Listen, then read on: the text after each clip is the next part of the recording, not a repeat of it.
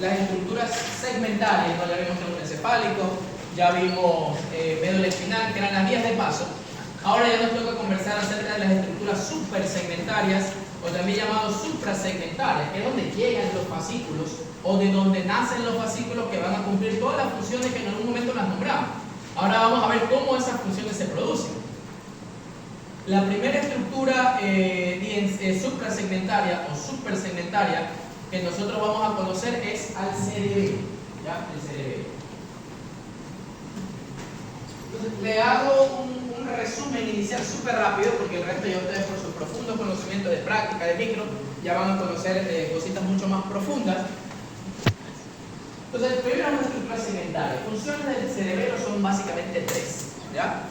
Coordinación y equilibrio, ¿ya? Coordinación, equilibrio, tono muscular. Acuérdense que el equilibrio tiene que ver con la postura. Equilibrio es prácticamente no caerme. ¿Cómo yo sé que estoy equilibrado? ¿Cómo yo sé que tengo una postura adecuada? Porque no me caigo al suelo. El hecho de que en este momento yo esté de pie, esté parado y no esté tirado en el suelo, me habla de un buen equilibrio, me habla de una buena postura. Además, tengo tono muscular y tengo coordinación. Ya vamos a ver bien cómo interactúa eso, porque en la vida real es mucho más complejo que solo decir estas tres funciones. ¿Cuál es la ubicación del cerebelo? Se lo explico súper rápido. Miren, el cerebro, el lóbulo occipital, por debajo del lóbulo occipital se encuentra el cerebro, por detrás del tronco encefálico. Incluso con el tronco encefálico forma un espacio que se conoce como cuarto ventrículo, ¿ya? El cuarto ventrículo, que en su momento, cuando veamos ventrículos, lo vamos a conocer. Ahora, enfoquémonos más que todo en el...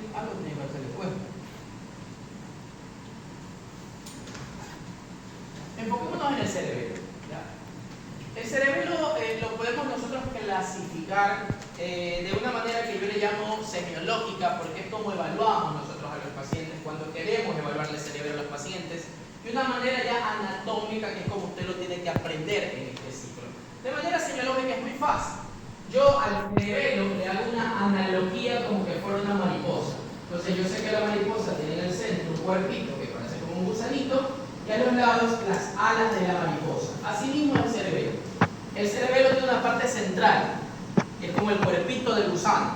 Esto se llama vermis. Vermis significa gusano, incluso, porque tiene esa forma, como de un gusano.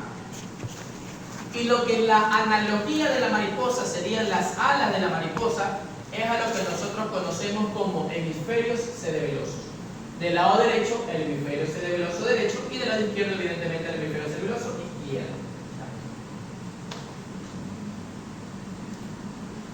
Si yo lo veo por la parte lateral al cerebelo, no le veo esta forma, si usted se da cuenta, mirándolo con un poquito de amor y cariño, tiene un aspecto como de un árbol, ¿no? Como que quita la ramita, las raíces, las hojitas, etc. Por eso aquí, cuando lo vio en algún momento, les vio la forma de árbol, le llama el árbol de la vida. Si nosotros le hacemos una especie de zoom, lo vemos un poquito mejor, y es así como nosotros estudiamos al cerebelo. Cuando usted vaya a ver neuroanatomía práctica, la parte de práctica, usted le van a nombrar cada uno de los elementos, tanto del vermis como de los hemisferios cerebelosos, son varios. Y esos elementos yo los estudio como que estuviera dibujando una letra C. Entonces yo conozco la C, y así es la letra C. Y así es como a ustedes le van a explicar. Entonces este tiene un nombre, este tiene otro nombre, otro nombre, otro nombre, otro nombre, formando una especie de letra C, tanto en el vermis como en los hemisferios cerebelosos. Entonces, más o menos, para nombrarle algo que en práctica se lo vamos a explicar, yo comienzo con lígula, lóbulo central, culmen, declive, formo lámina, el tubo, la pirámide, la óvula y el nódulo. Así es como se estudia, ¿ya? Tengo elementos en forma de C o estudiándolos en forma de C, tanto en el vermis como en los hemisferios. Porque si usted se da cuenta, los elementos del centro, que se llama vermis, se relaciona hacia los lados con elementos de los hemisferios cerebelosos. Entonces, casi todos los elementos del centro, que se llama vermis, van a tener una relación hacia los lados con algún elemento de los hemisferios cerebelosos. Y eso es muy importante que usted sepa. ¿Con qué se relaciona el elemento del vermis en los hemisferios? O al revés, ¿con qué elemento los hemisferios se relacionan en relación al vermis? Entonces, ¿cómo quedaría?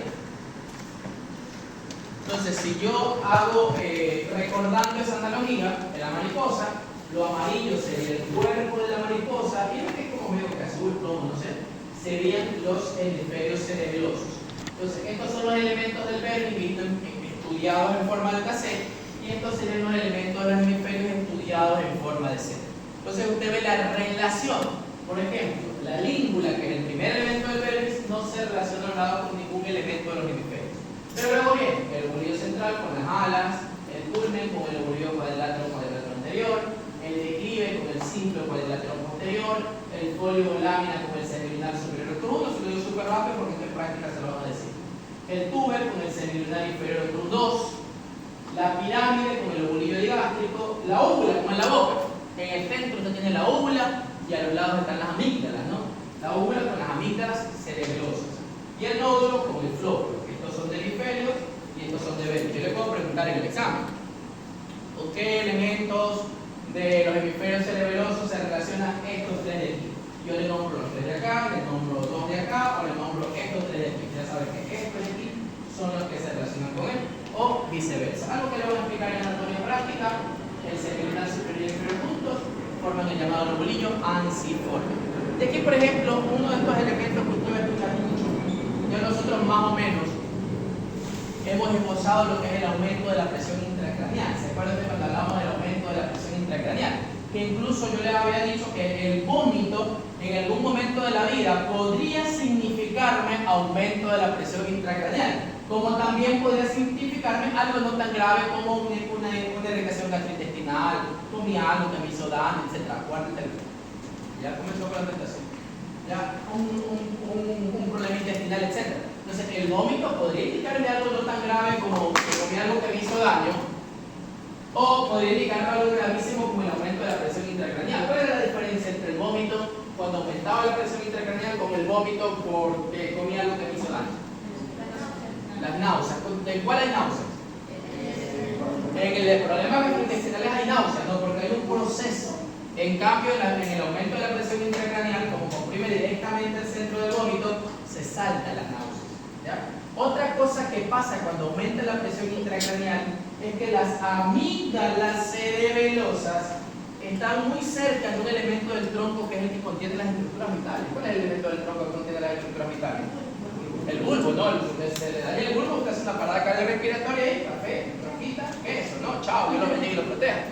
¿Ya? Entonces, las amígdalas cerebelosas están cerquita del bulbo.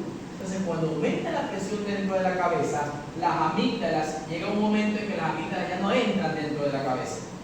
No entran. Entonces, ¿qué tienen que hacer? Salirse. Pero ¿cuál es el problema? El problema es que salgan. Yo, si me operan a mí, me quitan las amígdalas, no me voy a morir. Pero ¿cuál es el problema? Que cuando las amígdalas hacen la radiación, salen del cráneo, como están cerca del bulbo, lo comprimen y produce una parada cardiorrespiratoria. Por eso usted en algún momento, cuando vaya a neurología, va a escuchar la radiación amigdalina.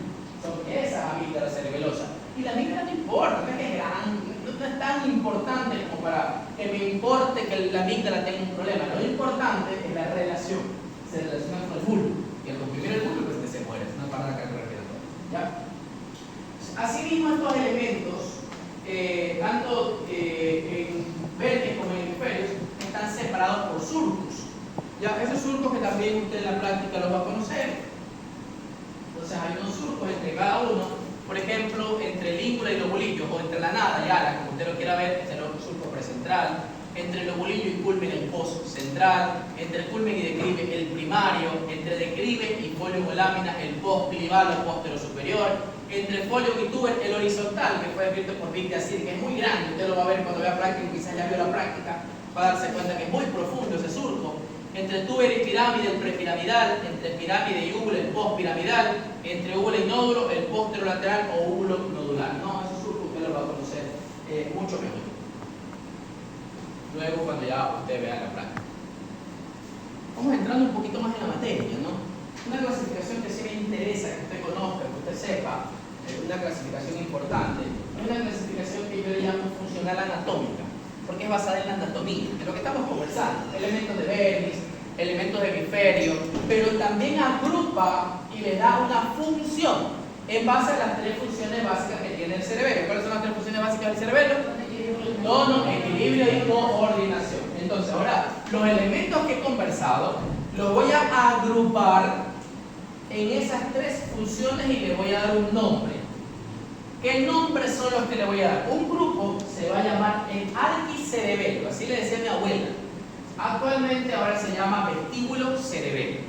¿Ya? Porque usted con qué elemento cree, con qué vía cree que se va a relacionar el vestíbulo cerebelo, con la vía vestibular, ¿no? Entonces esa terminología arquicerebelo era como compleja de entender, pero si yo le digo vestíbulo cerebelo, usted ya piensa en la vía vestibular. Otro elemento, otra división, va a ser el que en la época de mi abuelita le decían el paleo cerebelo. No importa, ¿no? Pero ahora se lo conoce como el espino cerebelo. ¿Por qué cree que usted se va a relacionar con ese viejo? ¿Con qué estructura cree usted que se va a relacionar el espino cerebelo? Con la médula espinal, ¿no? Médula espinal.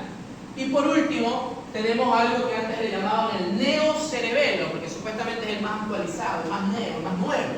Pero, como les digo, no, esa terminología era quizás interesante, pero académicamente no era tan clara.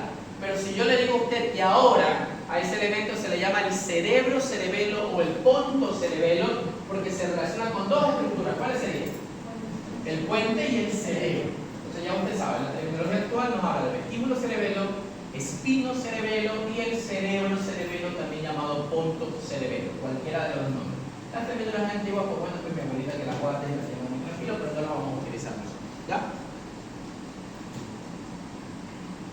Antes de entrar a ya conocer cómo es eso de paleo, neo, arqui, que se llamaba antes cerebelo, vamos a ver cómo es la interacción interna. No nos vamos a ahondar mucho en la parte de micro, ¿ya? Porque eso lo van a conocer por su profundo conocimiento de micro. Les voy a explicar lo que a mí me interesa en relación a lo que a mí me compete, ¿no? Ustedes saben que el cerebelo internamente, como buena estructura supersegmentaria, tiene la sustancia gris en la periferia y la sustancia blanca en el centro. A diferencia de la segmentaria, entre la médula y el tronco, la gris estaba en el centro y la blanca en la periferia. Aquí es al revés, porque este es un supersegmentario. Entonces, en la periferia que yo tengo sustancia gris, ahí voy a tener cuerpos de muchas neuronas. Hay neuronas estrelladas, hay neuronas glandulares, hay muchas neuronas, pero a mí me interesa que usted conozca una neurona, que es la neurona más importante del cerebelo. ¿Cuál es la neurona más importante del cerebelo? La neurona de Purkinje, ¿no? La neurona de Purkinje, que está en una capa que se llama igualito, se llama la capa de Purkinje. Ahora, me interesa que usted conozca esa neurona, porque mire lo interesante que pasa con la neurona. La neurona de Purkinje, que está en su capa, que es la capa de Purkinje, se relaciona, o es la única de las células de la corteza cerebelosa que se va a relacionar a profundidad o que va a prolongar su axón hacia la sustancia blanca para encontrarse con unos elementos que están en la sustancia blanca, con unos islotes de sustancia gris, que son los núcleos cerebelosos. ¿Ya? Son los núcleos cerebelosos. Entonces, por ejemplo, miren, la neurona de Purkinje se puede relacionar con este, que está más a lateral, que algunos dicen que parece un globo desinflado. Se llama núcleo dentado. También le llaman oliva cerebelosa. Ese es un núcleo del cerebelo. Núcleo dentado, o también llamado oliva cerebelosa. O la neurona de Purkinje se puede relacionar con este azulito, que se llama emboliforme, o con este amarillo, que se llama globoso. El globoso y el emboliforme. El globoso y el emboliforme, a pesar de ser dos núcleos separados, usted se da cuenta, están por separados, son núcleos separados, pero funcionalmente son uno solo, es decir, ellos trabajan al unísono. Por ende, aunque sean dos núcleos separados, yo a ellos los llamo, los nombro y los relaciono siempre ambos, juntitos. El emboliforme y el globoso juntos forman un núcleo que se llama el núcleo interpósito. Algunos libros también le llaman interpuesto. Entonces, ojo con eso. El globoso y el emboliforme son dos núcleos separados, pero trabajan juntos. Como trabajan juntos, se los estudia juntos y se los analiza juntos, ¿ya? La neurona de Purkinje entonces puede relacionarse también con el interpósito, globoso y emboliforme. O por último, también se puede relacionar con el núcleo cerebeloso, que está más a medial ahí con color verde, que es el núcleo fastigio, o también llamado núcleo fastigiado, ¿ya? Núcleo fastigio o núcleo fastigiado. Doctor, ¿y cuándo se relaciona con cada uno? Pues cuando esto se activa, ¿ya? O sea, si se activa el núcleo dentado, ahí viene la neurona de Purkinje a relacionarse con él. Si se activa el núcleo interpuesto, ahí viene la neurona de Purkinje a relacionarse con él. Si se activa el núcleo fastigio, ahí viene la neurona de Purkinje a relacionarse con O sea, siempre que se activa el núcleo, luego de un tiempo determinado, la neurona de Purkinje va a mandar su acción sobre ella. Doctor, ¿y por qué? ¿Qué pasa? Porque cuando se activa el núcleo, ahí es cuando la neurona de Purkinje llega. ¿Por qué no llega antes de que se active? Aquí está acá, mijo. ¿Ya? ¿Qué pasa? Cuénteme. Entonces, ¿qué pasa? ¿Por qué espera que se active el núcleo para él actuar? ¿Por qué usted cree? Si el núcleo está activo, ¿qué cree usted que va a hacer la neurona de Purkinje? La va a inactivar. Entonces, la neurona de Purkinje lo que hace es, cuando se activa uno de estos núcleos, la neurona de Purkinje se activa también, manda su acción hacia él para inhibirlo. Esa es la función básica de la neurona de Purkinje. Inhibir al núcleo después de que se haya activado. ¿Por qué, doctor? ¿Es un saboteador? No, es para regular. Es para regular. Recuerden que todo exceso es malo y que todo constante es malo. Entonces se activa el núcleo y envía. Doctor, ¿y si yo quiero seguir teniendo activo el núcleo? Pues bueno, habrá que volverlo a activar y la neurona de Purkinje lo volverá a inhibir y así estaremos en una activación y una activación constante. ¿Ya? Ahora, ¿cómo se activa el núcleo? Sería la siguiente pregunta. Pues bueno, el núcleo se activa cuando llegan fibras al cerebelo. El núcleo del cerebroso se activa por fibras que llegan. Las fibras que llegan al cerebelo, sin importar la que sea, usted ya ha conocido las fotocerebelosas, las oligocerebelosas, las puniocerebelosas, las espinocerebelosas, las trigeminocerebelosas, las hepatocerebelosas, bla bla cerebelosas. Todas esas fibras, una vez que entran al cerebelo, sin importar el nombre, se van a subdividir en dos grandes grupos de fibras. No importa la fibra que llegue, pero esa fibra que llegue se va a dividir en uno de los dos grandes grupos. ¿Cuáles van a ser? O se hace trepadora o se hace mugosa. La fibra X entra o se va a hacer trepadora o se hace mugosa. ¿De qué depende? Depende del tipo de fibras. Las fibras trepadoras son solo uno, las oligocerebelosas. ¿Ya? Las oligocerebelosas son las únicas fibras trepadoras. El resto, puniocerebelosas, espinocerebelosas, trigeminocerebelosas, puntocerebelosas, bla bla cerebelosas, van a transformarse en fibras mugosas. ¿Ya? No tiene dice oligocerebelosa porque la oliva se trepa, ¿no? Porque la oliva es como una plantita y usted piensa que la plantita se trepa. Entonces usted piensa que la oliva es trepadora y el resto son mugosas. Una vez que llegan, ellas van a interactuar con las células, que ya en micro le van a explicar un poquito mejor esa interacción íntima, que al final va a ser lo que ahorita vamos a conversar. Entonces, sin importar la fibra, sea trepadora o sea mucosa, va a entrar al cerebelo. ¿Por medio de qué entra al cerebelo? Por medio del pedúnculo cerebeloso medio o inferior principalmente, ¿no? Y el superior generalmente es para salida, pero por ahí hay uno. Entonces, llega por los pedúnculos cerebelosos. Entonces, no importa el pedúnculo cerebeloso que sea, entra una fibra. Se va a transformar, sea en trepadora o mucosa, no interesa, hace lo mismo.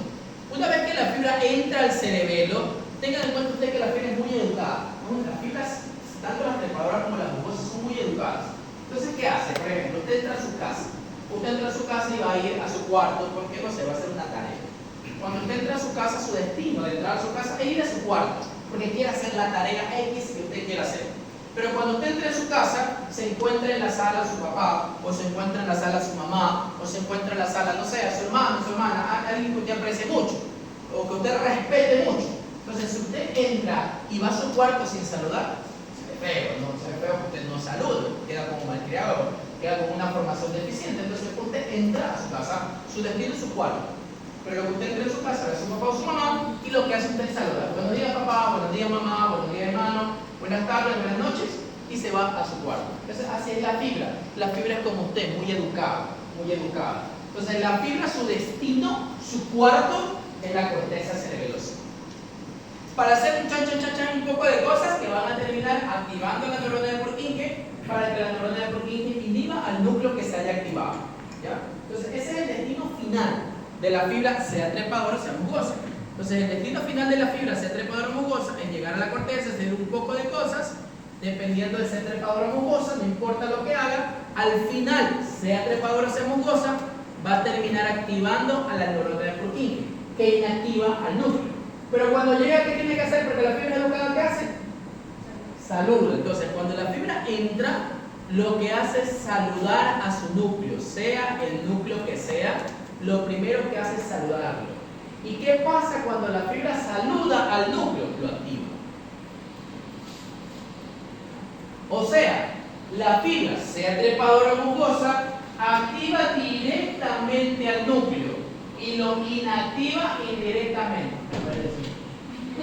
Activa directamente al núcleo, pero lo inactiva indirectamente. O sea, llega, activa el núcleo manda su función y luego de un momento la neurona de Purkinje lo va a inhibir. Ahora, ¿qué pasa cuando el núcleo se activa? Cuando el núcleo se activa, emite una fibra, sea el núcleo que sea dentado, interpósito o fastigiado, emite una fibra que sale del cerebelo. Emite una fibra que sale del cerebelo. Entonces quedan dos cosas importantes. Primero, la única neurona de la corteza cerebelosa que va hacia la sustancia blanca, que va hacia los núcleos, es la neurona de Purkinje. Y la única estructura que puede enviar una fibra fuera del cerebelo, o sea, la única estructura que sale del cerebelo, la única estructura que responde en relación al cerebelo es el núcleo. La única fibra que sale del cerebelo es la fibra que sale del núcleo. O sea, el cerebelo responde por medio de su núcleo, que le quede claro eso. Las fibras que salgan del cerebelo salen de su núcleo, doctor, pero ¿cuál núcleo va? ¿Cómo se activa cada núcleo? Depende, porque cada núcleo tiene una función en relación a coordinación, tono o equilibrio. ¿Alguna pregunta o inquietud o algo? ¿Ya? ¿Estamos claros hasta ahorita? Porque ahora tenemos que relacionar todo lo que hemos conversado. Entonces, comencemos a armar nuestros grupos, ¿no? Arqui, vestíbulo, espino y neo. ¿Cómo se produce? ¿Cómo se va? Primero hablemos del vestíbulo cerebelo, que en la época antigua le llamaban el arquicerebelo. ¿Ya? El vestíbulo cerebelo usted sabe que se relaciona con la vía vestibular. Entonces, vamos a relacionar todo lo que hemos conversado. ¿Qué elementos del vermis o el hemisferio son los que van a actuar o interactuar con el vestíbulo cerebelo? Pues los últimos, el flóculo y el nódulo. ¿Ya? Entonces, el vestíbulo cerebelo, los elementos que actúan son nódulo y flóculo. El resto no. ¿Ya? Ahora, agrupémoslo con la clasificación semiológica. Acuérdense que semiológicamente yo tengo vermis y hemisferios. El hemisferio tiene una porción medial que está en relación con el vermis, que está con rojo, que le llaman porción paravermiana. Entonces tenemos vermis y hemisferios, y el hemisferio pues tiene su porción paravermiana, que está entre el vermis y el hemisferio como tal. ¿Ya? Ahora, ¿qué elemento de esta clasificación semiológica tiene que ver con el vestíbulo cerebelo? El vermis. ¿Ya? El vermis. Entonces, ya sabemos, flóculo nódulo acá, en relación a la semiológica, vermis, el que se relaciona con el vestíbulo cerebelo, y sigamos conversando. Ahora, ¿cuál es el núcleo? Acuérdense que cada núcleo va a tener una función, va a activarse o inactivarse cuando cumpla una función. El núcleo del vestíbulo cerebelo es el núcleo fastidiado, y la función del vestíbulo cerebelo es el equilibrio. Entonces ya saben todo lo del vestíbulo. ¿Qué elementos de la anatómica? ¿Qué elementos de la semiológica? ¿Qué núcleo es el que le va a permitir responder para eso? Y la función es equilibrio. ¿Estamos claros? Ahora veamos cómo lo hace. Como le digo yo, usted siempre está en equilibrio total. Por ejemplo, usted está sentado, pero no se está cayendo al suelo, no se está yendo al suelo. Cuando está acostado, quizás sí, no. Yo estoy caminando, no me estoy yendo al suelo. El simple hecho de no irme al suelo me habla de un buen equilibrio, me habla de una buena postura. En ustedes igual, están sentados, pero podrían estarse cayendo hacia el suelo. Habla de un buen equilibrio, habla de una buena postura. Entonces, prácticamente nuestro vestíbulo cerebelo está activado casi siempre, salvo cuando usted esté acostado. ¿Ya? Ponemos como ejemplo, ¿se acuerda usted, no? Cuando hablábamos del vestíbulo espinal, hablamos de un ejemplo claro en relación al equilibrio, en donde yo estaba muy cansado y me estaba quedando dormido, y cuando quedamos dormidos generalmente hacemos el típico cabeceo, ¿no? De hacer una extensión para no caer, porque a veces incluso dormidos lo seguimos haciendo. Eso es una muestra muy clara de equilibrio, aunque haya muchas más muestras de equilibrio. Entonces vamos a ver, ahora sí, con el cerebelo, cómo es que yo tengo equilibrio, basado en este ejemplo de que me estoy quedando dormido y hago el el famoso cabecero. Entonces veamos estas estructuras que les acabo de graficar más o menos aquí, ¿no? Entonces yo tengo, por ejemplo, aquí al hemisferio cerebral izquierdo, al hemisferio cerebral derecho. Por debajo del no se olvide quitar el tálamo, el tronco, ¿no? Con su mesencéfalo, puente y bulbo raquídeo. Dentro del tronco, núcleos que nos interesan: el núcleo rojo, el mesencéfalo, y los núcleos vestibulares en el puente y en el bulbo. Ahora, por detrás del tronco el cerebelo, ¿no? Es representado con la letra N, el núcleo, o sea, fastidio en este caso, interpósito después, dentado después. Y aquí los conectores del tronco con los hemisferios cerebelosos, que son los pedúnculos cerebelosos. El superior para unirlo con el mesencéfalo, el medio para unirlo con el puente y el inferior para unirlo con el bulbo. Más o menos así he tratado de graficarles para que usted pueda entender, siéntese bien, para que usted pueda entender cómo es esta interacción. ¿Ya?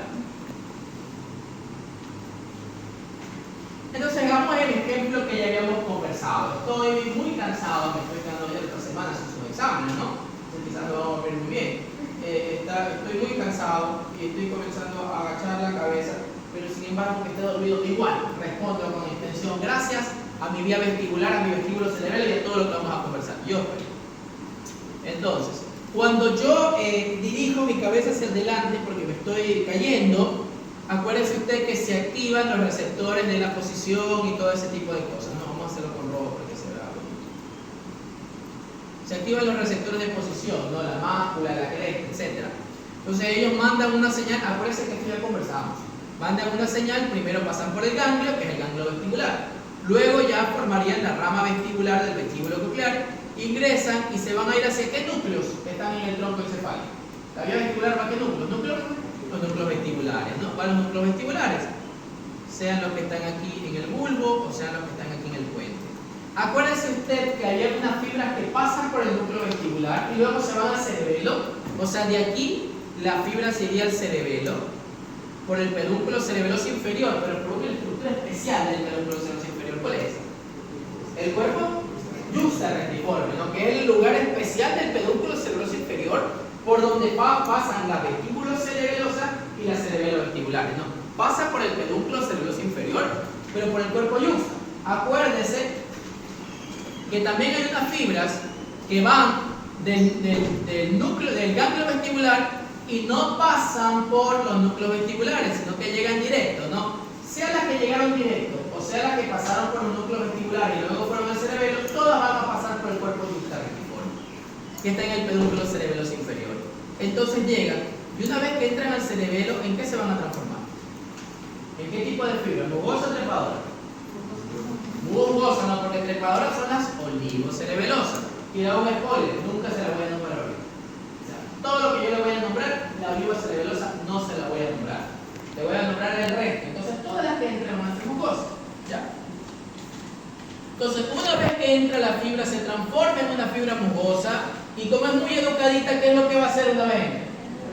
Va a saludar al núcleo, ¿no? Y cuando lo saluda, lo activa. Entonces, saluda al núcleo y cuando saluda al núcleo, el núcleo se activa. Y acuérdense usted que en este caso es el núcleo fastidiado, el núcleo es la única estructura que va a salir del cerebelo. Entonces, el núcleo emite su fibra y sale del cerebelo para poder tener una respuesta. Entonces vamos a hacerlo ahora con color verde, todo lo que sea eferente. Entonces mira el núcleo, ahora va a salir el núcleo. ¿Sale el núcleo por dónde? ¿Por qué pedúnculo va a salir? Por el inferior, nada que superior.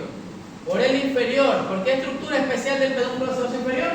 El cuerpo yuxta retiforme, ¿no? Pasa por ahí. ¿Hacia dónde? Hacia los núcleos vestibulares, otra vez a los núcleos vestibulares. Miren que ahora esta fibra yo le puedo llamar cerebelo vestibular, o también algunos libros, como usted ya conoce, ya sabe que es el núcleo fastidio el que está respondiendo, es el núcleo del cerebelo que sabe equilibrio y postura, también usted lo puede llamar ahora fastigio vestibular, o cerebelo vestibular, si quiere ser usted más nada, más top, más pila, más entendedor, que usted demuestre que ya sabe, le puede llamar fastigio vestibular, porque es el núcleo fastigiado el que está respondiendo. Acuérdense que el cerebelo, él le llega algo y dice, a ver, ya chévere, ya le voy a decir a mi experto. El experto en equilibrio es el núcleo fastidio. Vamos, núcleo fastidio, responde. Entonces, el núcleo fastidio es el que responde al núcleo vestibular. El núcleo vestibular, ¿qué va a hacer? Por ejemplo, puede aquí emitir su fibra ¿Y el vestíbulo espinal qué es? ¿Flexor o extensor? Extensor. Entonces yo me estoy quedando dormido, bla, bla, bla, bla, bla, bla, sale, vestíbulo espinal, me sigue. Viene la neurona del Purkinje inhibe, pero dice, no, si se sigue cayendo, volvamos a activar el núcleo, al núcleo fastidio y hagamos fibra fastidio y fibra que sigue, así la misma historia, hasta que, bueno, hasta que va, de alguna manera. ¿Ya? También acuérdese usted que la fibra, ya lo conversamos, puede ir a la sustancia reticular y formar el fascículo ponto-retículo espinal. ¿Se acuerda usted que también era extensor? ¿No? También, mire cómo la fibra se relaciona. Toda extensión evita que yo me caiga, y si evita que yo me caiga, eso es equilibrio y postura. Fastidio, acuérdense que también me puede mandar una señal a la sustancia reticular para que me despierte. Y así como interactúa. O también acuérdese usted que los núcleos vestibulares emitían fibras para formar el fascículo que conecta el sexto con el tercer nervio craneal. El fascículo que está lesionado en el síndrome que hoy tomamos lección. ¿Cuál es ese fascículo? El fascículo mitrinal medial. Entonces, porque si usted no se quiere caer, tiene que ver a todos lados. Si yo ahorita con una señorita que va saliendo, le digo salga con los ojos cerrados, no creo que me llegue al baño. Vaya usted, váyase a la plazoleta con los ojos cerrados. Imposible, porque yo qué hago, miro. Yo estoy mirando arriba, abajo, derecha, izquierda, ponte que me come un muro, ponte que hay un hueco, ponte que hay pase a alguien, ponte que alguien me quiere empujar, ponte que no sé, si estoy en la calle y pasa un carro.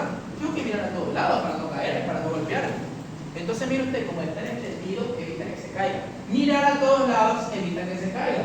Por eso el fascículo, este vestíbulo cerebelo, activa todo para que usted no se vaya a caer, para que usted tenga un buen equilibrio y una buena postura. Ahora, como el sistema nervioso es medio loco, no solo hace eso, sino que mire, hay unas cuantas porciones de fibras fastigio-vestibulares, es decir, del núcleo fastigio sale lo que le digo, ¿no? Pero también hay una porción de fibras que dentro del cerebelo ascienden y dentro del cerebelo, no ha salido del cerebelo, o sea, fastigio vestibular, mira, ascienden, se pasan al otro lado, dentro del cerebelo, no han salido del cerebelo, se pasan al otro lado y entran al tronco por medio del cuerpo yuxtarrestiforme contralateral. Ahí se unirían con la del mismo núcleo, no, con la del núcleo del mismo lado. Entran al otro, por el cuerpo y por el mismo cuerpo, yuxtarrestiforme. Igual van a los núcleos vestibulares, igual van a formar vestíbulo espinal, ponto retículo espinal, fascículo longitudinal, lo mismo. Solamente que un pequeño grupo de fibras del núcleo fastigio no es que entra por el cuerpo yuxta del mismo lado, el núcleo vestibular del mismo lado, sino que dentro del cerebelo se pasan al otro lado y entran por el cuerpo yuxtarrestiforme contralateral hacia los núcleos vestibulares contralaterales para unirse con la fibra del núcleo del mismo lado. Ese fascículo, fastigio vestibular, que se cruza al otro lado, Dios sabe por qué se cruzará, pero se cruza al otro lado, es un fascículo que fue escrito por Russell y se llama fascículo uncinado de Russell.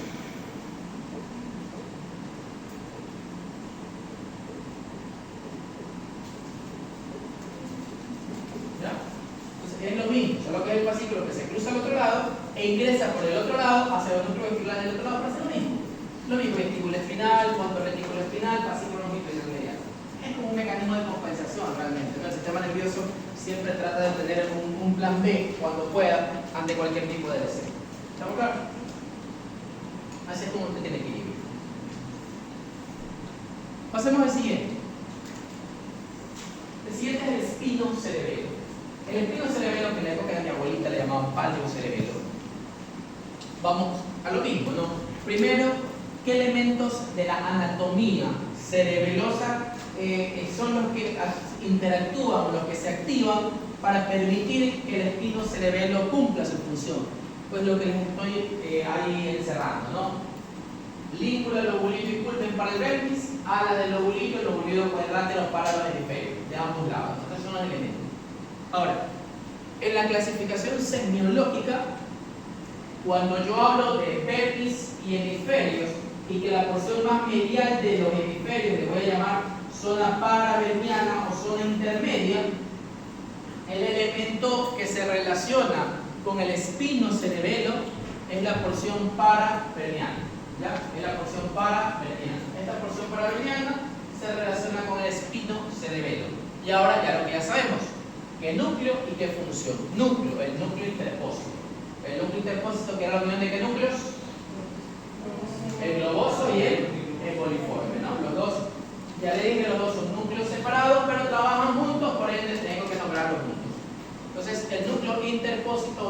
el puesto. ¿Cuál es la función?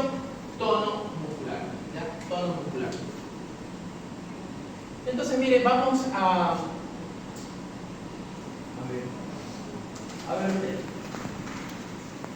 Con la punta de su dedo, cierre los ojos. Con la punta de su dedo, tóquese la punta de la nariz. Ya, y ahora rápido, sin abrir los párpados. Rápido, tóquese la punta abajo, tóquese la punta abajo, tóquese la punta abajo, tóquese la punta abajo. Está raro. Ya tóquese la punta abajo, entonces, ya listo, ok.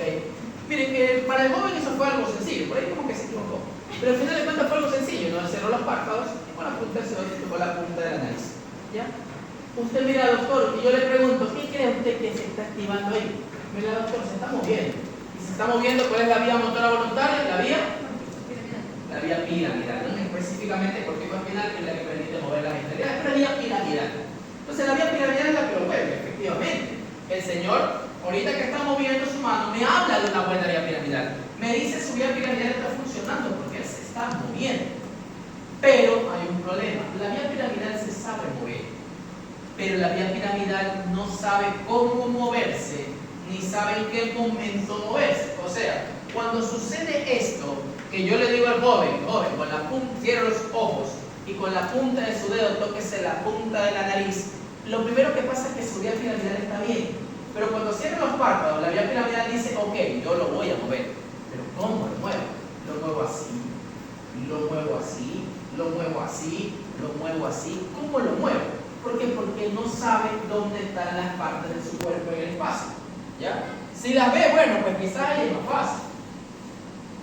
Pero nosotros podemos hacer eso sin necesidad de ver la extremidad. Yo puedo tocarme un ojo, tocarme el otro, tocarme la nariz, tocarme la oreja y la otra oreja.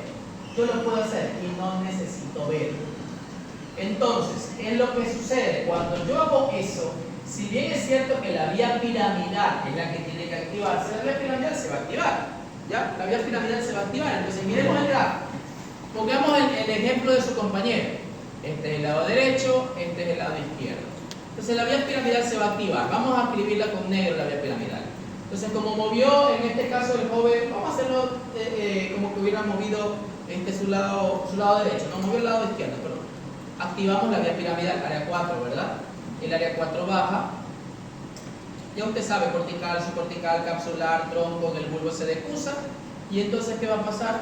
El paciente va a mover su extremidad contralateral. Como en este caso se activó a la izquierda, lo que va a mover es el lado derecho, ¿verdad? Entonces, eso quiere hacer la vía piramidal, quiere mover. Pero la cosa es que la vía piramidal, más o menos tiene los párpados cerrados, no sabe dónde está su extremidad. ¿Quién sabe dónde está su extremidad? Conscientemente el cordón posterior, inconscientemente el cerebelo. Pero quiero hacerlo inconsciente, porque el inconsciente es más rápido, es una ruta más rápida. ¿Quién lo sabe hacer? El cerebelo. Entonces, la vía piramidal quiere moverse, quiere activar lo que le acabo de comentar, ¿no? Quiere hacer todo eso. Pero el área 4 dice, hey, voy a mover la mano. Pero ¿cómo la muevo? Pues si no sé dónde está. Entonces, ¿qué es lo que hace? Manda una señal a un área que se llama el área 6 de Brodmann, que es el que se relaciona con el cerebelo. Y le dice, cerebelo. Vamos a ver cómo llega el cerebelo. Cerebelo, el señor quiere mover la mano, pero no sabe dónde está su mano. ¿Cómo la mueve? Entonces el cerebelo le dice, ok, yo te voy a ayudar. Primero necesito que mis fibras me digan dónde está la mano de él. Y entonces vamos a ver, si yo quiero saber inconscientemente dónde están las partes de mi cuerpo que tienen que ver con L3 a Coxis 1, ¿qué fascículo tengo que activar? El espino cerebeloso anterior. Entonces, si es L3 a Coxis 1, se va a activar el espino cerebeloso anterior. Activa el espino cerebeloso anterior. ¿Por dónde ingresa el espino cerebeloso anterior? ¿Por qué pedúnculo? Cerebeloso superior. Acuérdense, el superior. Entonces, por el pedúnculo cerebeloso superior llega. Una vez que entra el cerebelo, ¿se transforma en fibra? ¿Mugosa o trepadora? Mugosa, se transforma en fibra mugosa. Ahora, si quiero hacer de T1 a L2, ¿dónde están las partes de mi cuerpo? ¿Qué fascículo es ahí?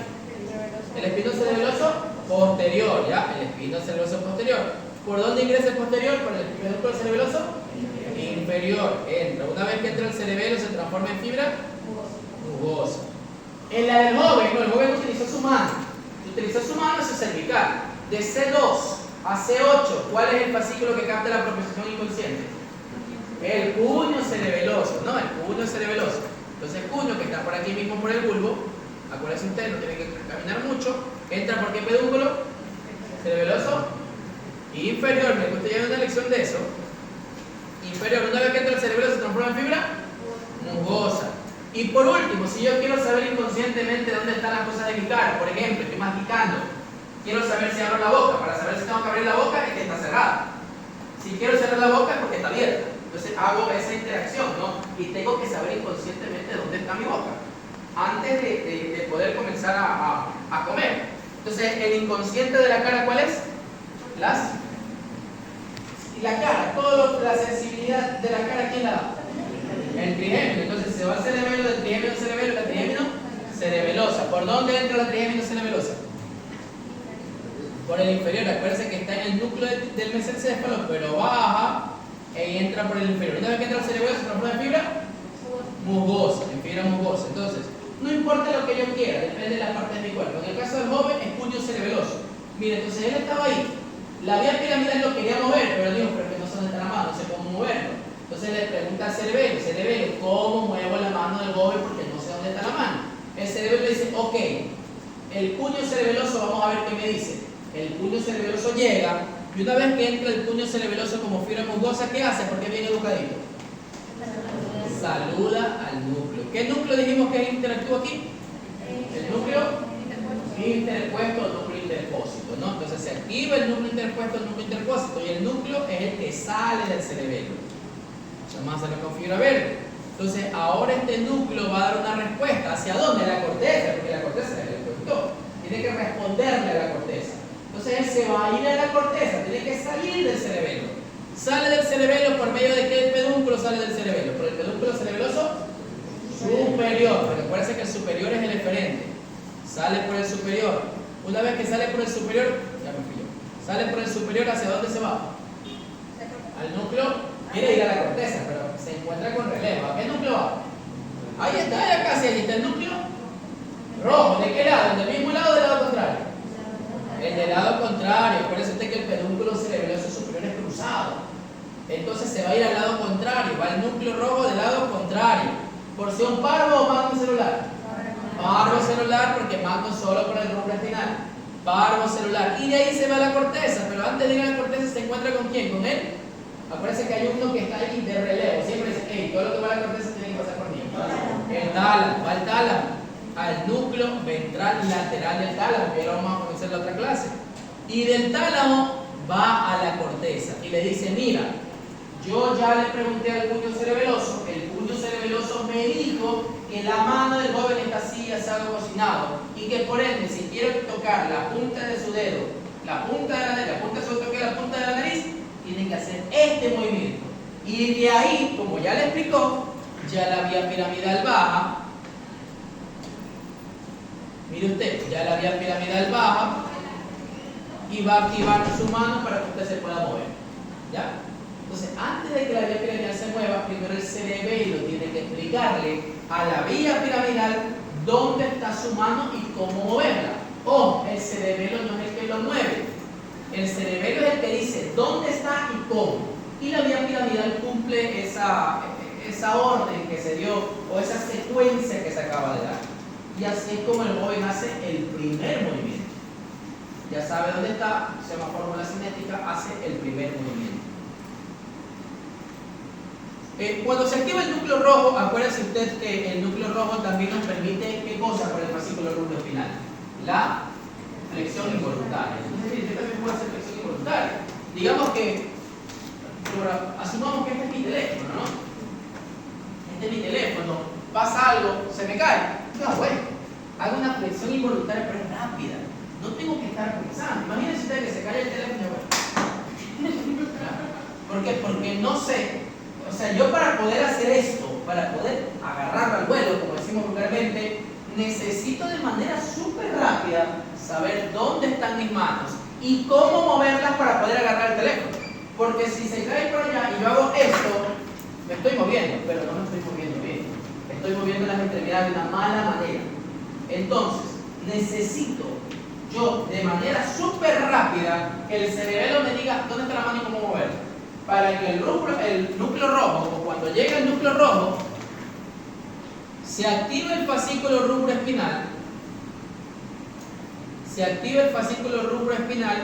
y me envíe una respuesta flexora. Parece que el rubroespinal se decusa, ¿no? En la disposición tecnical anterior.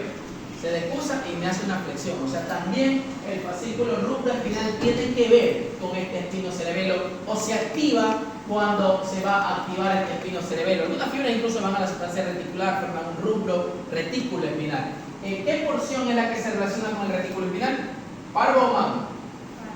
Magno celular. Parece que la única porción que se relaciona con el núcleo rojo es la magno celular. Y miren, se forma un fascículo, ¿no?, que va a la corteza. El fascículo cerebelo, interpósito, rubro tálamo cortical. ¿Ya? O cerebelo, interpósito, tálamo cortical. Porque parece que algunas fibras sí se saltan al núcleo rojo, pero al tálamo no se les puede saltar. O sea, parece que las fibras que salen del cerebelo, y ya lo vimos, usted ya lo estudió, son cerebelo, el núcleo, rubro tálamo cortical, o cerebelo, el núcleo, se salta el núcleo rojo, tálamo cortical, pero el tálamo nunca se lo pueden saltar, que son las fibras que salen, eso ya lo vimos. Acuérdense cuando hablamos del núcleo dentado, que era un ejemplo que hicimos, es lo que vamos a ver ahora, ¿ya? Entonces, algunas fibras del núcleo interpuesto salen por el pedúnculo cerebeloso superior, llegan al núcleo rojo, tálamo y corteza, o algunas fibras se cruzan, pero se saltan al núcleo rojo y llegan directamente al tálamo, ¿no? Pero el tálamo no lo pueden saltar para también llegar a la corteza y hacer lo mismo. La idea es que muchas fibras lleguen para que el movimiento sea muy bueno, muy exacto, que sea muy correcto, porque esa es la idea, la exactitud. ¿Ok? ¿Alguna duda, pregunta, inquietud, tipo algo? Miren que estamos haciendo recién el primer movimiento. ¿Ya? Es el primero. ¿Qué se puede? ¿Ya? Guarda ese teléfono. Sácalo del cargador. No, que se te descargue para que no eches todo.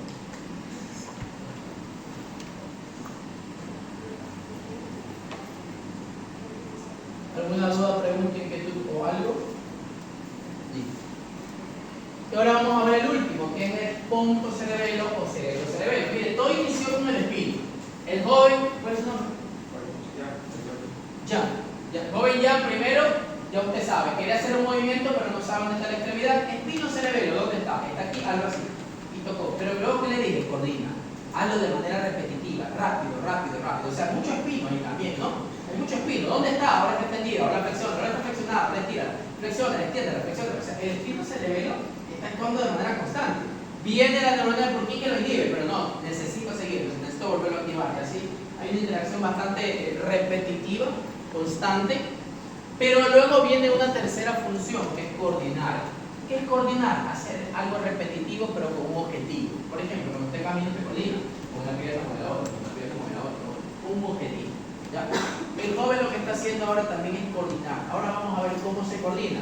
Para eso me sirve el cerebelo, o también llamado pontocerebelo. Elementos de la anatomía del cerebelo, los que están aquí.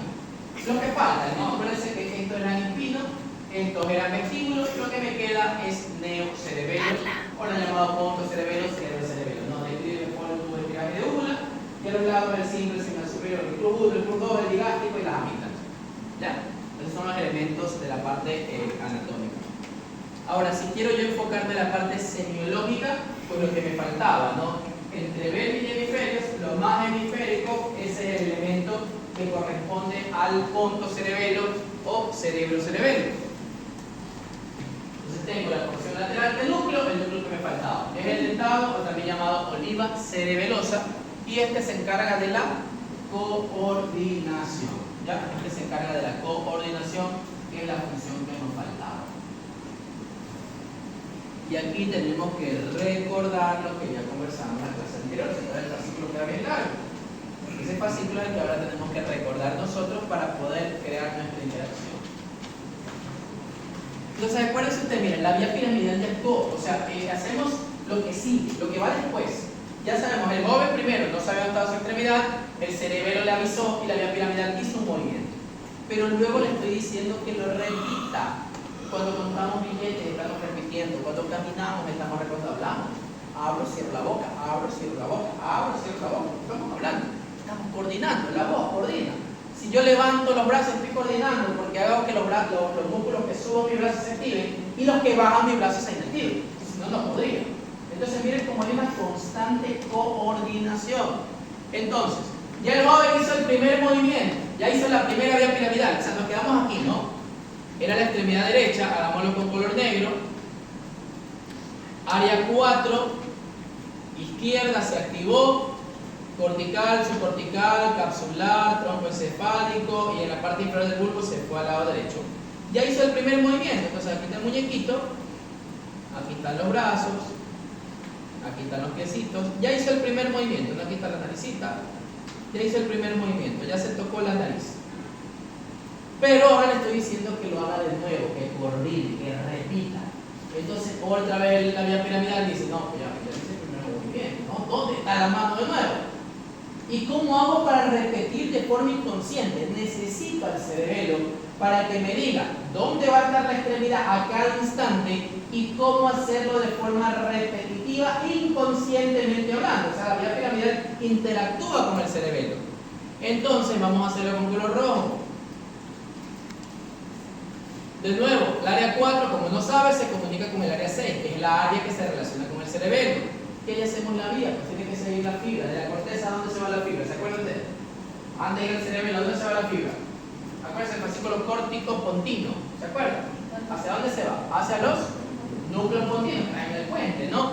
Los núcleos pontinos, ¿del mismo lado o del lado contrario? Del mismo lado. Parece que ya la lección de hoy, en teoría usted sabe todo eso. Entonces, del mismo lado. Se va aquí. Miren, digamos que la corteza es A. Va al núcleo del puente, del mismo lado, sería B. Y de ahí hacia dónde se va la fibra. ¿Qué hace con el teléfono mismo? Nada, guarda el teléfono. ¿Ya? ¿De ahí hacia dónde se va la fibra? Hacia el cerebelo, del mismo lado o del lado contrario. Del lado contrario. ¿Cómo se va del puente al cerebelo del lado contrario? ¿Por qué pedúnculo? ¿Por el núcleo cerebroso? Medio. Entonces, miren, la fibra de aquí se cruza al otro lado y por medio del pedúnculo cerebeloso medio entra al cerebelo, sería la C. Una vez que la pontocerebelosa entra al cerebelo, ¿en qué se transforma? ¿En qué tipo de fibra? Fibra musgosa, ¿no? Se transforma en una fibra musgosa. Y como la fibra musgosa es muy educadita, ¿qué va a hacer ni bien entra al cerebelo? Saluda al núcleo, va a saludar al núcleo. Sería la siguiente interacción de el núcleo, ¿qué núcleo dijimos que era aquí? El núcleo dentado o boliva cerebelosa también le llamamos, ¿no? Entonces, una vez que llega al cerebelo, le dice cerebelo, mira este fascículo dice cerebelo. La vía piramidal tiene al paciente con el dedo puesto en la nariz, pero no sabe coordinar, no sabe repetir, no sabe hacerlo. Entonces le dice al cerebelo, el cerebelo le dice, ok, voy a decirle al núcleo que sabe repetir, que le explique a la corteza cerebral cómo hacerlo. Núcleo dentado, por favor, ayúdame. Y el núcleo dentado dice, sí, claro, yo le voy a ayudar. Vamos a regresarnos a la corteza para yo explicarle. Entonces ya llegó el núcleo dentado, que es el que sabe coordinar. Entonces ahora el núcleo dentado tiene que responder, volver a la corteza. Entonces, para volver a la corteza, tiene que tomar las fibras que hay. ¿Ya?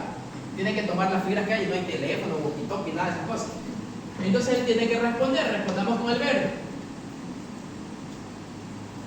Entonces, el núcleo dentado, ¿por dónde sale la fibra?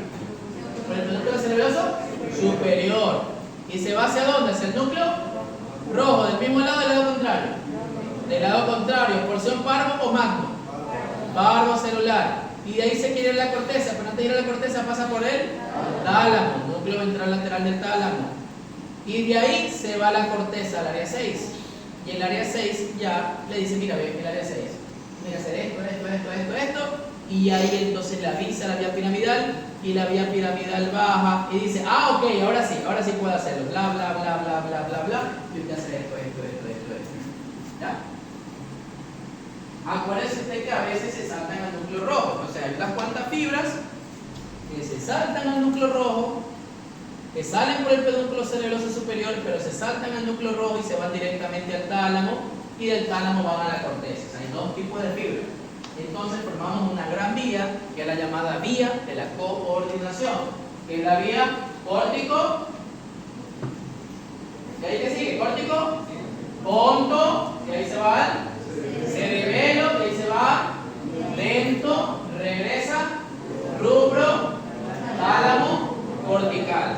O si me salto el núcleo rojo, diacórtico, ponto, cerebelo, lento, tálamo, cortical. Esa es la vía de la coordinación, la vía córtico, ponto, cerebelo, lento, rubro, tálamo, cortical. O vía córtico, ponto, cerebelo, lento, tálamo, cortical. Y así es como usted coordina.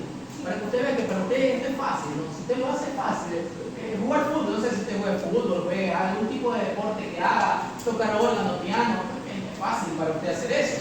Más aún si usted ya lo hace de manera repetitiva.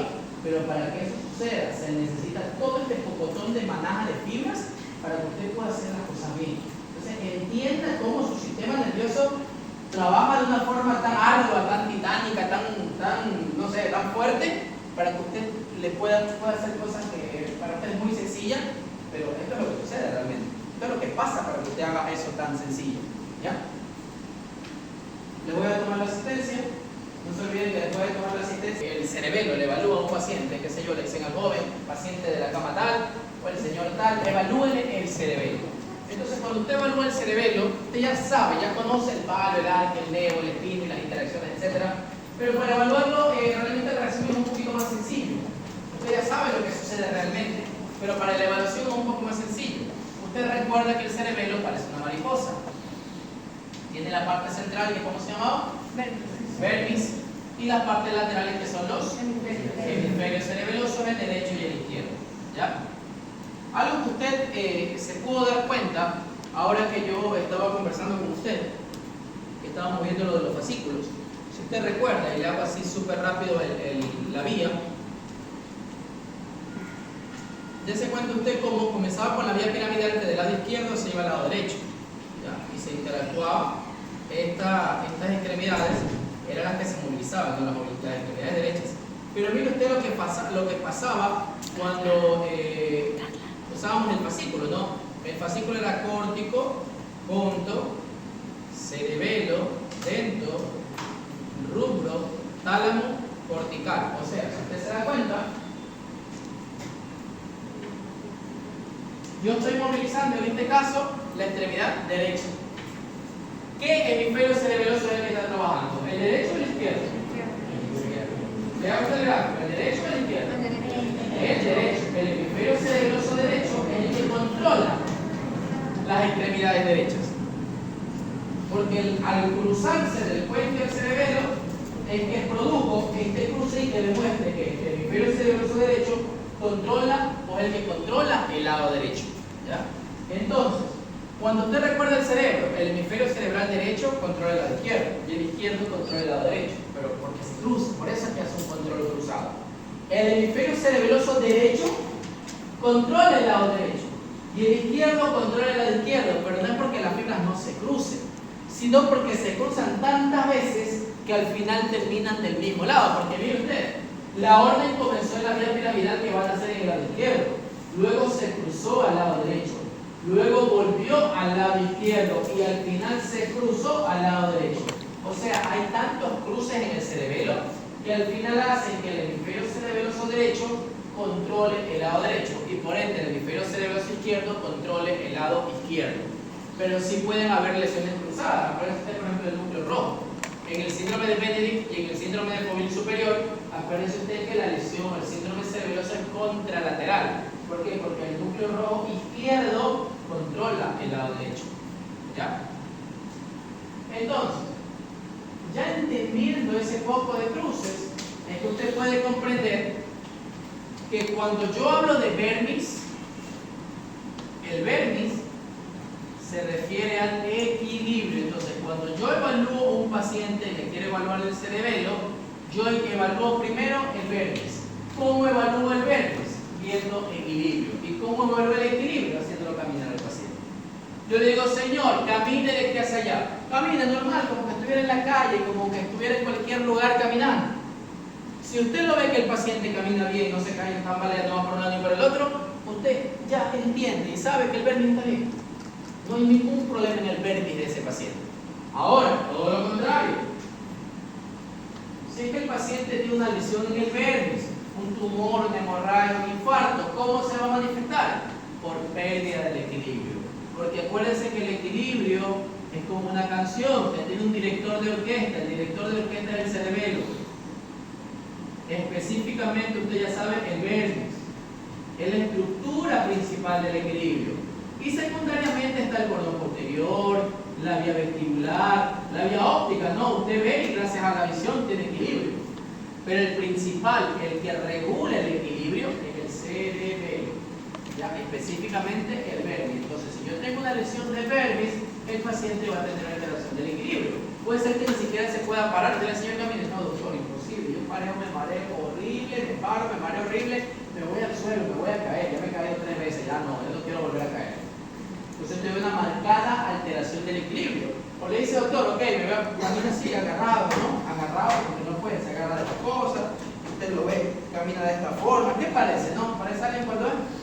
Parece un borracho, ¿no? Por eso a la marcha del paciente con lesión en el vermis del cerebelo le llaman marcha cerebelosa, pero también le llaman marcha del ebrio o marcha del borracho, porque tiene la misma característica como una persona que está bajo el efecto del alcohol. Algunos ya están tan ebrios que se caen al suelo y no se pueden levantar. Entonces entiende cómo el equilibrio en ellos está alterado. Entonces está dañado el equilibrio, está dañado el vermis. A eso nosotros le llamamos síndrome vermiano. Es un daño de vermis del cerebelo. Síndrome vermiano. Mira, usted puede tener en los pacientes que va a presentar el otro parcial algún paciente con síndrome vermiano, ¿no? Si ya me dice diagnóstico sindrómico, síndrome vermiano, topográfico, el vermis, etiológico, no sé, yo te voy a mostrar una imagen con un tumor, con una hemorragia, con un infarto, si les he visto todo. Con algo, ¿no? Ahora, ya evalué el vermis. ¿Qué le falta evaluar? Le falta evaluar los hemisferios cerebelosos. Entonces, yo evalúo el hemisferio cerebeloso derecho y el hemisferio cerebeloso izquierdo. Y acuérdense usted que por este poco de cruces, el hemisferio cerebeloso derecho controla las extremidades derechas y el hemisferio cerebeloso izquierdo controla las extremidades izquierdas. Es decir, cada uno controla desde su mismo lado. Entonces, ¿qué evalúo? ¿Qué tengo que evaluar? Acuérdense usted, intermedio y lateral. Tono y equilibrio. Tono y coordinación. Ya evalué equilibrio. Ahora me falta evaluar tono muscular, que es la otra función del cerebelo, y me falta evaluar coordinación. ¿Cómo evalúo tono muscular? Hay una maniobra que se llama la sinergia. ¿Y cómo evalúo coordinación? Con 2 maniobras. Una que se llama metría y otra que se llama diadococinesia. ¿Cómo evalúo la coordinación? Metría. ¿Qué es la metría? Ubicar un punto en el espacio. Lo que acabamos de hacer con el joven. Le dijimos, ¿se acuerda? Con la punta de su dedo, tóquese la punta de rápido. Eso es una prueba de metría. Evalúa ubicar un punto en el espacio. Siéntese bien, por favor. Lo podemos hacer diferente. Entonces, a ver, toque su dedo, ahora toque su dedo, ahora toque su dedo, ahora toque su dedo. O con los ojos abiertos, toque mi dedo, ahora toque mi dedo, ahora toque mi dedo. ¿Ya? A veces lo hacemos con los pies, talón, rodilla. Señor, sin ver, talón, rodilla. De nuevo, talón, rodilla, talón, rodilla, talón, rodilla. Ubicar un punto en el espacio. Esa es metría. Y con eso estoy evaluando coordinación. ¿Ya? ¿Qué más evalúo? La diadococinesia. La diadococinesia es otra maniobra de coordinación, en donde yo hago movimientos opuestos. Yo le digo al paciente, señor, palma abajo, palma arriba. Ojos cerrados, que es más difícil. Palma abajo, palma arriba, palma abajo. Dele, vamos, rápido. No con la otra mano. Vamos, con la otra mano. Y así yo evalúo coordinación. Estoy haciendo lo mismo de manera repetitiva. Si usted, por ejemplo, lo pone así en el aire, hace esto, ¿no? Parece como que tuviera unas marionetas, ¿verdad? Por eso se llama la prueba de las marionetas, porque parece que estuviera jugando con unas marionetas. ¿Ya? Esa es coordinación. Y por último tenemos al tono muscular. Evalúo el tono muscular con esa maniobra que se llama la sinergia.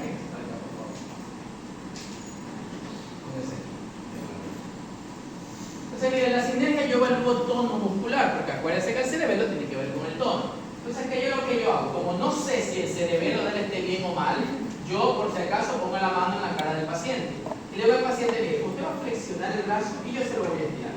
¿Ya? Flexiónelo, y de repente lo suelto. ¿Ya? Vamos a hacerlo. Flexiónelo, y de repente lo muevo. Lo suelto, ¿no? ¿Qué es lo normal que va a suceder? Lo que le pasa al joven, mire. El joven está flexionando, yo no lo dejo, pero de repente lo suelto. Entonces, si él tuviera problemas del tono muscular, el tono de una especie de flacidez, entonces si él tuviera problemas de tono, la flexión fuera muy intensa y se golpeara la cara. Por eso no le pone la mano en la cara al paciente, porque si se va a golpear la cara, pues se golpea en la mano de uno y no se golpea en la cara grasa. Entonces con eso yo evalúo el tono. Si tiene hipotonía por trastorno cerebeloso, el paciente hace la flexión es muy marcada. En el caso normal es lo que dice el joven, flexionando lo soltamos y viene el cerebelo y lo detiene gracias a su buen tono muscular. Él entiende que la posición de la mano en flexión intensa le puede golpear la cara, por eso manda a parar. La vía piramidal dice, hey, para la vía piramidal. Porque si sigue flexionando se me voy a lesionar, me voy a golpear la cara. ¿Cho es qué? ¿Cho es qué? Diga. Tipo de hipotonía, no debe ser hipotonía. Si está dañado el cerebelo controla el tono. Si no hay cerebelo, no hay tono. ¿Ya? Hay tipo o atonía, ¿no? El cerebelo es el que controla el tono y entiende dónde están las partes de su cuerpo en el espacio.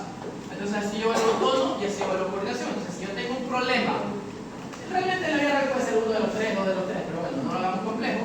En las tres cosas, qué sé yo, sinergia, le digo, señor, flexiona, le suelta la mano, se golpea la cara.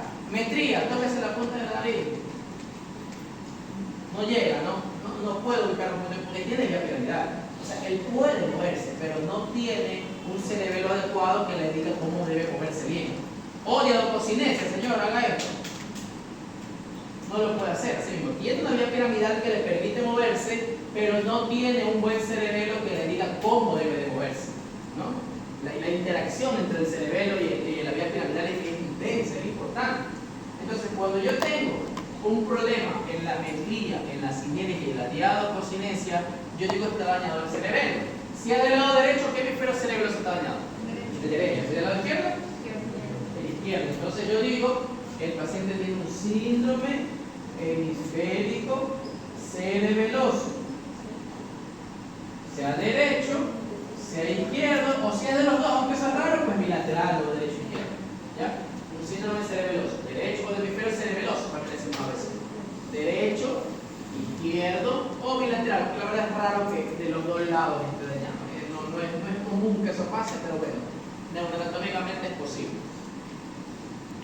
Lo que también puede pasar es que, qué sé yo tengo un tumor que me daña el vermis y el hemisferio cerebeloso del lado derecho en este caso, o el vermis y el hemisferio cerebeloso izquierdo. Entonces, ¿qué va a pasar con el paciente? Va a tener trastorno del equilibrio y también trastorno de la coordinación del lado derecho. Entonces, cuando tiene estos dos, sea vermis y hemisferio, vermis y el otro hemisferio, le llamamos síndrome cerebeloso mixto.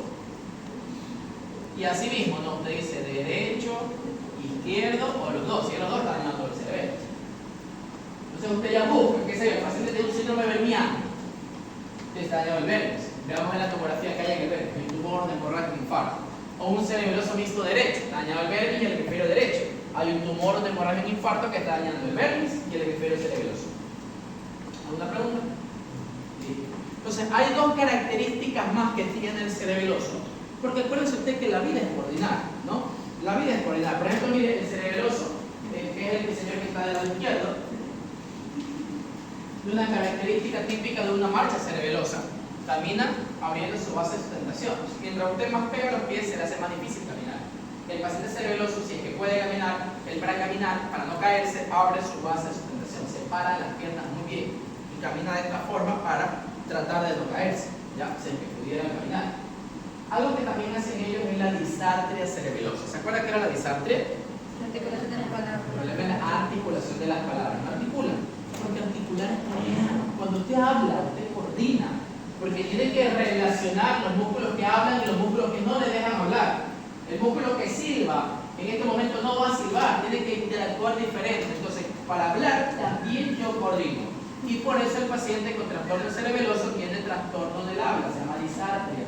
Él habla con alteración de la coordinación, dice que habla como cantado. Dice, doctor, lo que pasa es que no sé por qué ya no puedo caminar. Le habla así, como quiera cantar, porque no coordina y que a veces se traba, ¿no? Porque se le mezclan la función. Y lo otro que hacen ellos es el temblor cerebeloso. Ustedes que me olvido. Ustedes en Tarella, algo así, ¿no? ¿En Tarella ustedes? Sí. Y dice que le pongo las estrellas. El papá de ustedes a ver cómo es. Tarella. Nadie más vino, ¿no? En Tarella sí o. Entonces mire, el paciente cerebeloso también hace un temblor, pero entienda usted la lógica del temblor del paciente con cerebelo, del paciente cerebeloso. Porque entenderá usted que el problema del cerebelo principal es equilibrio, tono y coordinación. El paciente cerebeloso tiembla cuando tiene que coordinar. Porque cuando tiene que coordinar, los músculos interactúan, pelean entre sí porque no hay un cerebelo que les diga cómo hacer las cosas. Y por ende va a temblar. Entonces, el temblor cerebeloso, el temblor del paciente con lesión del cerebelo, va a tener dos momentos, ¿no? Un momento donde aparece el temblor y va a haber un momento donde desaparece el temblor. ¿Cuándo aparece? Cuando tengo que coordinar. ¿Y cuándo desaparece? Cuando no tengo que coordinar. ¿Cuándo usted cree que yo coordino? ¿Cuando estoy moviéndome o cuando tengo la mano en reposo? Cuando me estoy moviendo, ¿no? Si yo me muevo, tengo que coordinar, porque los músculos que hacen que me mueva tienen que activarse y los que hacen lo contrario tienen que inactivarse. Entonces estoy en reposo y por estar dormido en reposo. ¿Ya? Estoy dormido, no hay coordinación, no hay nada. Entonces, el temblor cerebeloso aparece cuando tengo que coordinar, es decir, aparece en movimiento. O actividad también le dicen. Movimiento o actividad. Y desaparece cuando no tengo que coordinar, desaparece el reposo. Esa es la característica del temblor cerebeloso. Entonces, usted le dice al paciente, señor, con la punta de su dedo, tóquese la punta de la nariz y la ceja. Encima que no se toca, se tiembla. A ver, hágalo de la mano. Tiembla. El señor ya le tranquiliza la mano y para el temblor. ¿Ya? O sea, cuando se quiere mover, tiembla, pero luego desaparece. Sí, doctor, pero se parece a otro paciente que tiembla. ¿Cuál es otro que tiembla? El temblor parkinsoniano. Entonces, sí, el parkinsoniano también tiembla. Entonces hay otro temblor que usted debe aprender a diferenciar.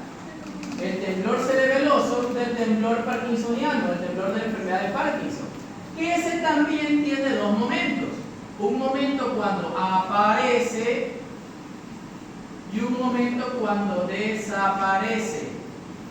Pero tiene que recordar, en el temblor parkinsoniano, ¿qué es lo que está dañando la enfermedad de Parkinson? La sustancia negra, ¿no? ¿Y la sustancia negra qué produce? Dopamina. Produce dopamina. Entonces, la sustancia negra produce dopamina. La dopamina, entonces, cuando yo tengo un síndrome parkinsoniano, no tengo dopamina. Cuando no hay dopamina, aumenta. Déjenme guardar el teléfono, Pinoza.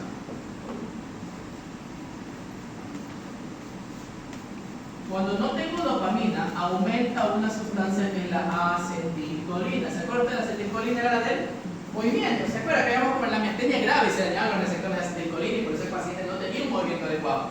Al no haber dopamina, aumenta la sustancia que tiene que ver con el movimiento, que es la acetilcolina.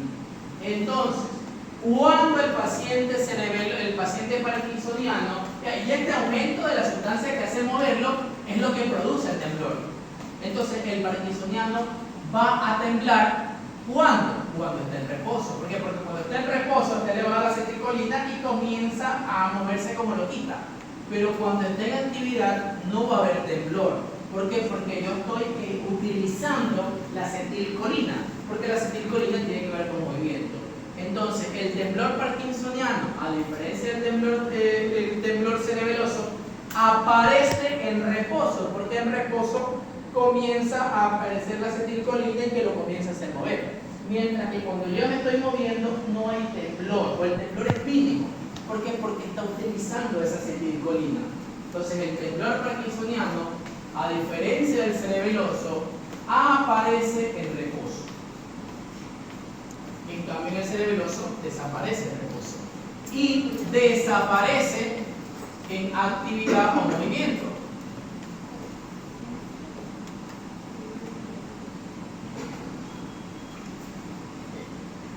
Es decir, lo contrario del temblor cerebeloso. Usted tiene que entender la diferencia clave entre el temblor del Parkinson y el temblor cerebeloso. Que el uno aparece cuando el otro desaparece y viceversa. ¿Alguna pregunta de inquietud tipo algo? Y todos nos vemos la siguiente semana si es permitido.